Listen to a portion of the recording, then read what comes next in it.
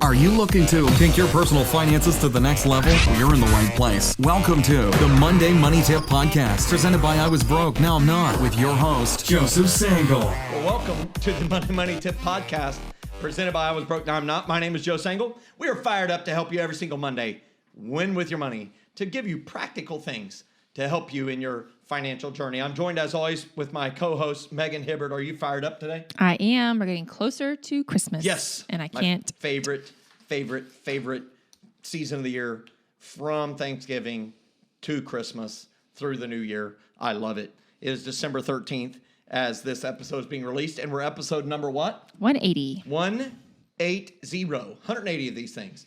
And so we're excited to be able to talk about something that's kind of building on something we did 3 or 4 weeks ago, where we talked about how to find a deal. Today, we're going to do the next step, which is what? Yes. So today we're talking about how to negotiate a deal. So we recently talked about how to find a deal. Today we're going to talk about how to negotiate a deal. So if you feel like you get run over whenever you're buying stuff where the price is negotiable, maybe buying a house or a car or even at a yard sale, we want to help give you some tips for how to help you save money. Yes. And that's going to be a lot of fun to talk about. We're going to give you some practical things you can do. It's going to be very helpful. Some of it's going to be reminders. Some of it might be new. Awesome. Before we do that, we're going to go to one of my favorite parts of the podcast. You know what time it is. Let's go. Now it's time to get caught up with our current money events. The Monday Money Tip Podcast is sponsored by the Fully Funded Life Membership Program. The Fully Funded Life Membership Program provides all you need to begin winning with money and live a fully funded life. Fully Funded Life includes 4 key components: courses, challenges, coaching, and community. Courses provide financial education. Challenges help you make massive progress in a specific money skill. Coaching is provided by the Fully Funded Life Certified Coaches through open office hours held multiple times each month. All of the courses, challenges, and coaching results in an outstanding community that help equip, motivate, and encourage you to take your next financial steps toward your fully funded life. Fully Funded Life. Courses, challenges, coaching, community. All that's missing is you. Learn more and receive a special offer for Monday Money Tip listeners today at fullyfunded.life/MMT. That's www.fullyfunded.life/MMT. For today's current money events section, we're talking about taking the next step. Did you like that? I'm not sure. That's kind of weird. It's kind of weird. It's actually terrible on my tongue, too. Is there a financial step that you can keep Hey, putting you off speak that for you a know you living. should take? I need you to protect your voice. We're going to talk about taking the next step. Is there a financial step that you keep putting off that you know you should take? Maybe if you're watching on YouTube, I'm a point. Is there a financial step that you keep putting off that you know you should take? That's a lot to use. You keep making excuses like, I don't know what I'm doing. It confuses me greatly. I'm too scared to do that. Can I encourage you to take a baby step today? A teeny tiny step. One big way I've done it is to put a little bit of money into the thing I know I should do. I did this with stock way back in the 90s. It scared me to death. I didn't know what I was doing. There's a risk I could lose my money. So I put a little bit of money in it, and I did lose all of my money. Isn't that awesome? I really did. I lost it all. Very encouraging for everybody. Yes. It scared me to death back then, but I yawn while doing it today. Literally, I yawn while investing for stock today. And I did this with my first home purchase. I remember sitting down to buy my first home, and I saw these 6 figures on paper that the bank trusted me enough that they sent money on my behalf to whoever owned the house previously, or whichever bank owned their house, and they let me live in this house. 6 figures? 6 figures. Oh, I guess. Okay. In my head, I was more than $100K. In my head, I was thinking 7, and I was like, "What did you buy?" No, I ain't bought. 6 is very common. Okay, 6 is common. 6 very common. I'm on now, the I barely made the threshold. Welcome to Monday. $115,900.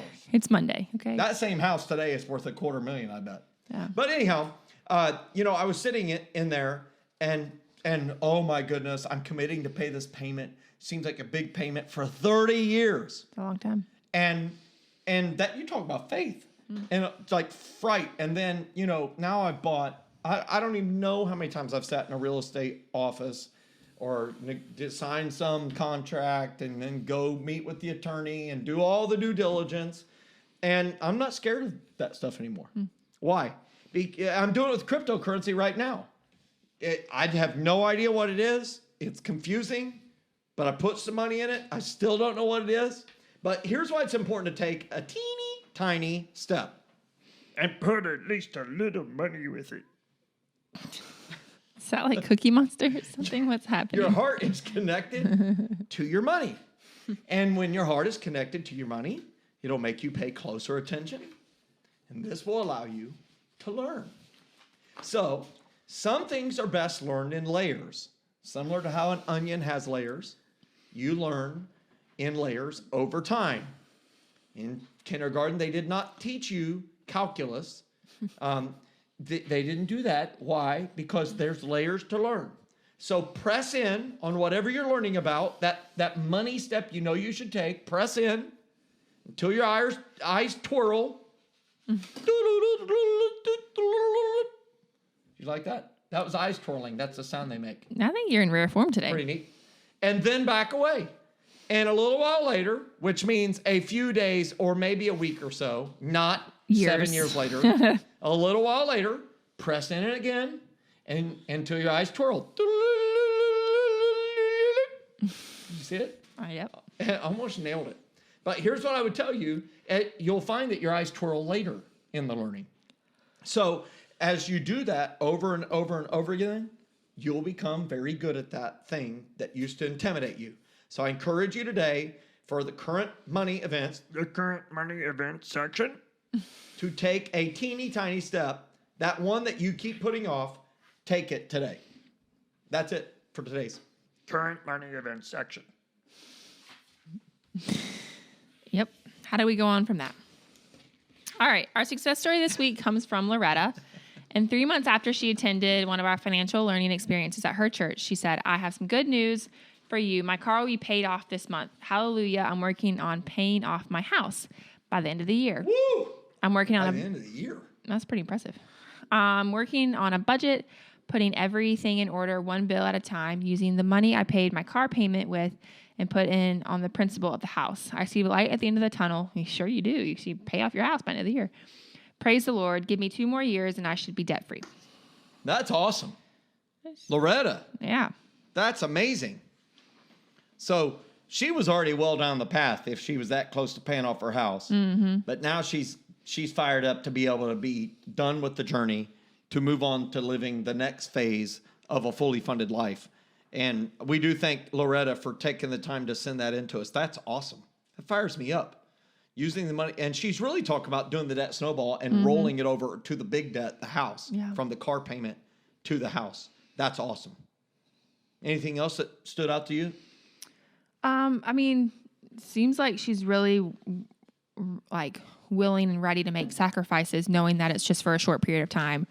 So she doesn't really talk about things that she's cutting out or not doing, but I'm sure if she's working on paying off her house in 2 years or by the end of the year, like she's making sacrifices in other areas, knowing that the bigger payoff is coming sooner. It's interesting when you can sense the finish line. Yeah.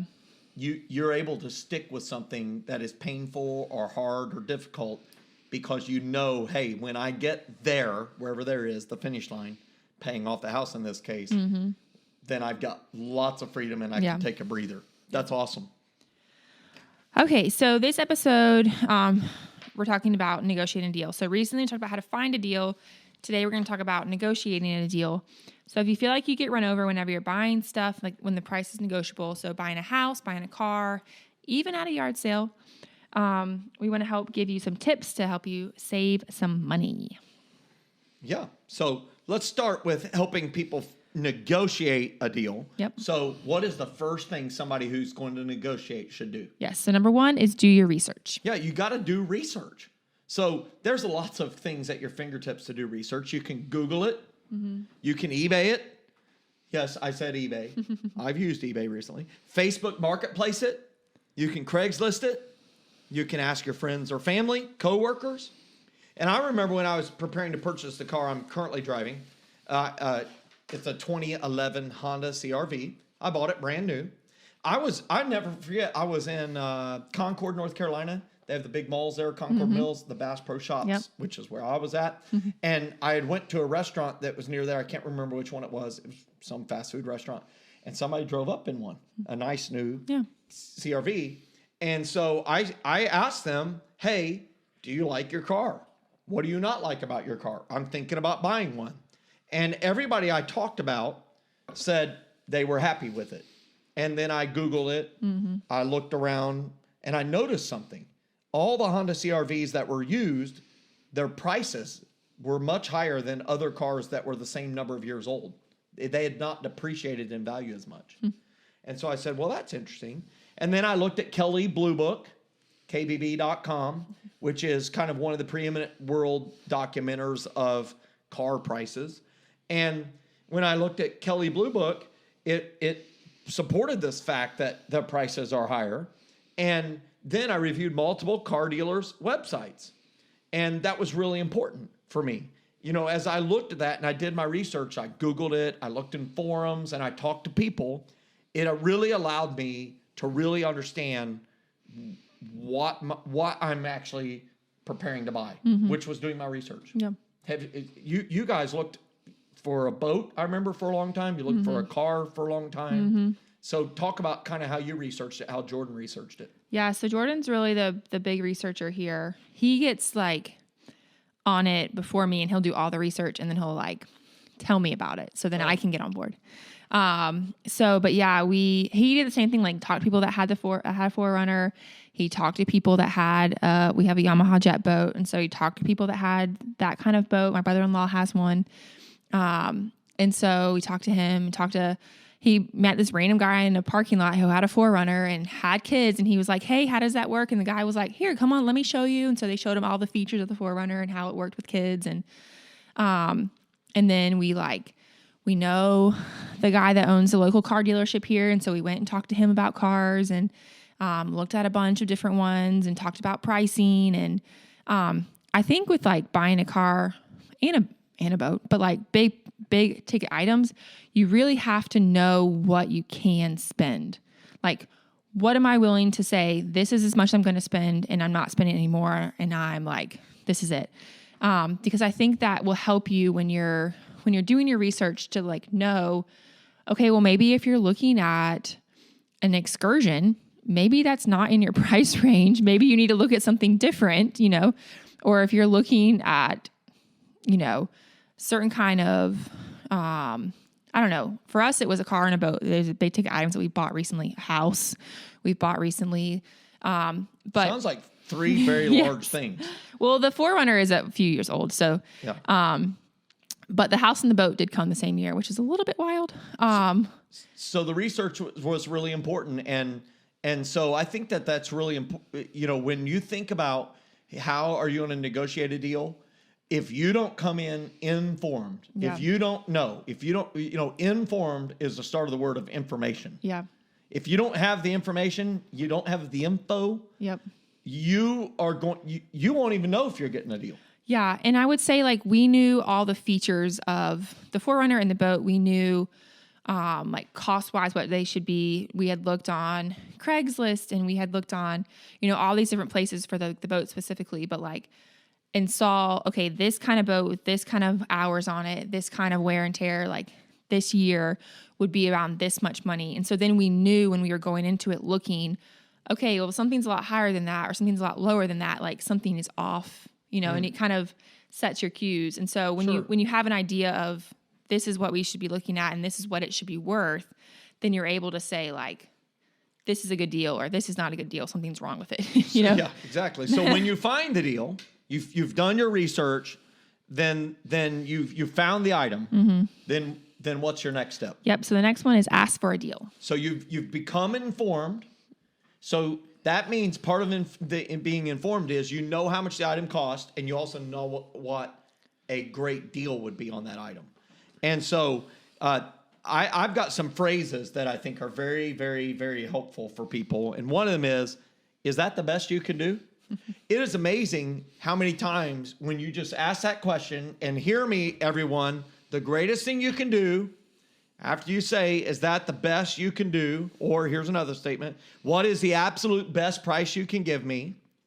is to shut up and don't talk anymore.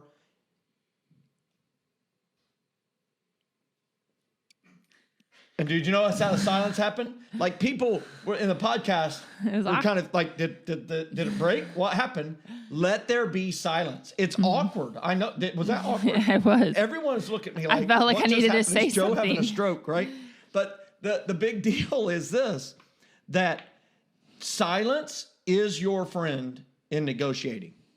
And he or she who speaks first usually ends up losing on this deal.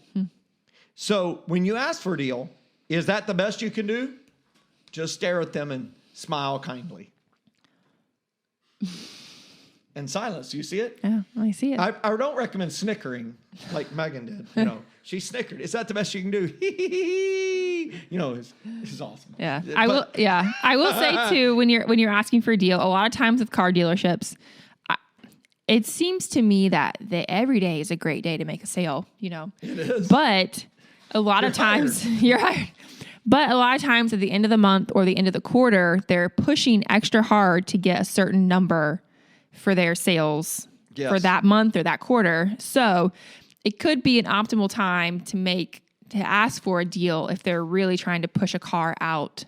Yeah. I mean, right now it's hard to even get cars, but if you're able to find a car that you like, that works. But yeah, so that could be a little And I think that's important. That's part of your information. You know, I'm ready to replace my car.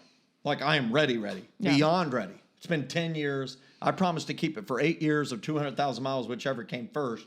Well, both have showed up and I'm still driving it. Yeah. But I'm not going to buy one because the information tells me I'm not in position to negotiate a deal. Yeah. Even used cars are outrageous. And so there's a semiconductor shortage and all this stuff. So prices are out of control. And I'm just not going to go overpay. I'm just not going to do that. So the information told me just don't go.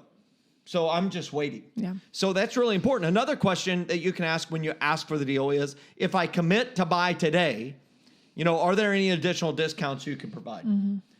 You know, those sort of things, which is, you know, that's the salesperson's dream, is to hear a person say, hey, I'm ready to buy today. Because it's like, hey, you've got money. We're going to do a deal right now if we can come to terms.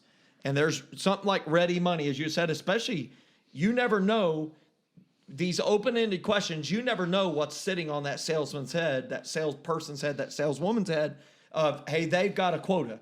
All of the salespeople on our team, have a goal. They do. Right? And if they don't hit the goal, they feel some pressure. And there's some times when people can get some deals. Yeah. Right? So ask the question and leverage silence. Okay? 3, what's another way to negotiate a deal? All right. So number 3 is cash is king, except when it isn't. Right. I like this. Cash is king, except when it isn't. And so, you know, I've found that cash is king a lot of times. So, Megan, you bought the Toyota 4Runner. You bought the boat. You bought them with cash? Yes. And did cash talk? Yeah. I mean, people definitely are more... It's interesting. For us, we found, we wanted to pay cash for both. And so we wanted to not have a car payment or a boat payment. We wanted to be able to pay for them. They'd be ours, be done with it. That was very important to us. And so the things that we looked at, the cars that we looked at, the boats that we looked at, we knew this is the number we can't go above. And so, you know, for us, that was an important thing for us, you know? And so we said, like, this is the amount of cash we can pay. Like, after we negotiated deals, like, we knew in our head this was what we were going to pay. But I've also heard stories, which is interesting. So you say except when it isn't, of like car dealerships saying, well, I'll give you 0% and I'll give you a better deal if you do 0% for this many months. And if you sign up to take on debt, but it's 0%. And so I've had friends that like, sure, we have all the cash to pay for it right now. We'll sign up for it and we'll just go ahead and pay it off. But they get the better deal because they... Yeah. That same thing happened for me when I bought the Honda. Yeah. I went there waving around some check that I was going to just sign and buy it. And they're like, I can't make money on cash buyers. Yeah. They're like, I make very little money on that. Mm-hmm. You need to finance it. Mm-hmm. And that way we can make some money on the interest. And they sell that financing. You know, they work with any number of banks. And so, you know, that's why I mean by cash is king, except when it isn't. And that's where doing your research matters a lot.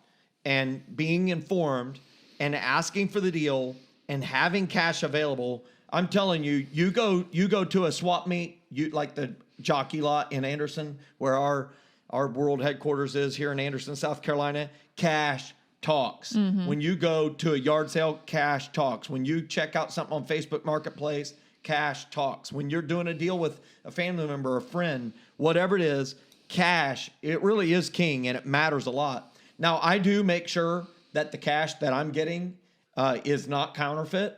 So I actually carry the ultraviolet light. You can buy one on Amazon for like $10. And I don't know if you know this, if you're listening, we've done an episode on it before, that everything except for the dollar bill has a strip in it. And under this certain type of UV light, it glows a different color. So one of them's pink, one of them's blue, one of them's green, one of them's orange. And it also is in a specific spot on that bill, and it's in a different spot for each denomination.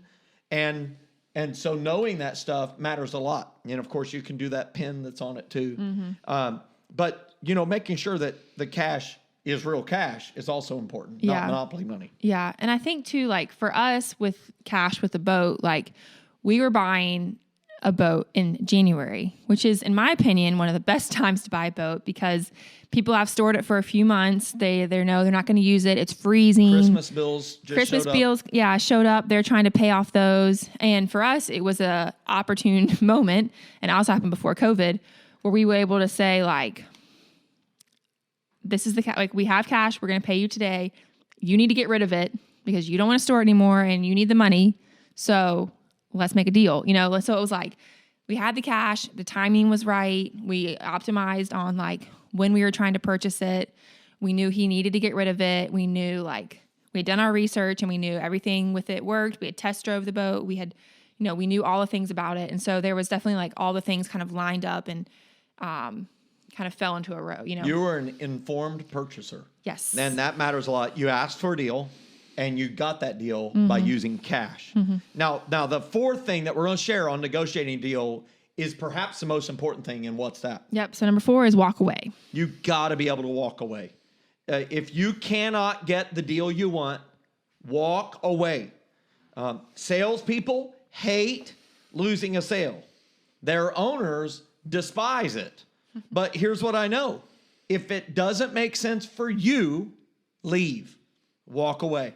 You've got to make sure the deal makes sense for you. Now, recently, I was in a heated negotiation to buy another apartment complex, a multi-unit apartment complex. It's beautiful.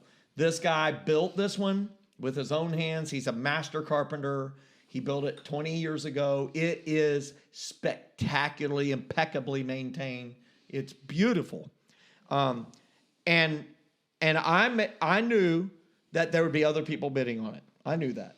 And so I made an offer with my business partner, and we made this offer, and we felt like it barely makes money right now with this deal, but we know how to turn this thing, the rents are way under market, all that stuff.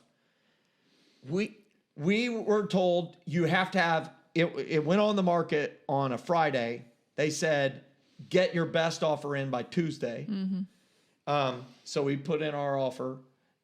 It was shown 8 times, this apartment complex. And they sent us a note on Wednesday morning saying there are multiple offers. Send us your best and final offers. Well, I'm like, I already submitted my best I did that. and final. So ours just stand pat. Well, we found out we were the 4th best offer, and the 3 ahead of us were all cash right now, way more than what we bid. And we sat there and said, that's good for them, great for them, that's awesome for them. But we knew what our walkaway number was. Right. We knew what it was. And I'm okay with walkaway. I hated losing the deal. It was a chance to expand our footprint with our apartments business. But the bottom line is, I have numbers that I have to meet. These people, they're dealing with different numbers than me. And so whatever their numbers are, apparently met their thing. And of course, I want to learn from that and say, what did I miss? Is there anything I missed? Or is this thing going to come back on the market here in a year and somebody's saying, I'm taking a financial bath, I got to get out of this? I don't know. But walk away. Just so many people, get bullied by salespeople into making a deal. Certainly you've seen people do that. You know, it's happened on the cell phone, you know, back in the early days when right now, basically everybody has an iPhone or they don't, right? They have an iPhone or they don't. And all the iPhone users look at them like, someday you will, right? It's just kind of, that's how it is. I mean, there's Google Pixel and other ones that are out there. But back in the day, there would be like 30 cell phones, 40 cell phones. Do you remember this? The flip phones and all this stuff? Oh, yeah. And how flat they could be, how little they could be, how it could fold over, all the different stuff. And people were bullied into buying stuff that they did not want. And so I would just encourage people, walk away. It's a huge part of negotiating. And by the way, you never know. The phone could start ringing as you leave. Yeah, I think that happened for us. So we found a house that we liked. It was a little bit overpriced according to us and our real estate agent. And so they said the same thing, like bring us best offers. They had, 5 or 6 offers. So she was like, do you guys want to? And I was like, this is what we can do. And so we put like a lowball offer in because we knew like the whole entire house needed updating. Like it had a pool that was going to require work. Like there was all these things. And, so that morning we were supposed to put in our best offer or whatever. And we put in like our offer. And obviously it was like one of the lower offers. So we didn't get it. But that same day we found the house that came on the market, like the house that we live in now. And so like for us, you know, saying this is what we can pay and then walking away, we were able to get our, like the house that we needed for our family, our like dream house right now. Because we were able to walk away and didn't give in to putting a high offer in to just try to get the house. Yeah, that's awesome. And I would suspect your house is worth far more than it was the day you moved in because of what's happening in the market. Oh, yes. Awesome. And the fifth and final one is what? Shop around. Shop around. And so very rarely is the item only offered by one retailer or person or organization, unless it's some rare antiquity. So shop around and be willing to travel to get the deal you want. I had a particular boat that I wanted, and I had to shop around, and I found out there were 2 this side of the Mississippi that were available. And one of them was about 6 hours away, and the other one was about 4.5 hours away. So I went to the one that was 4.5 hours away and did a deal. I woke up at 4 a.m. I was waiting in their parking lot and strolled in as soon as it was open. They're like, you're too early. It is yours, but come around here in half an hour. I need to drink my coffee.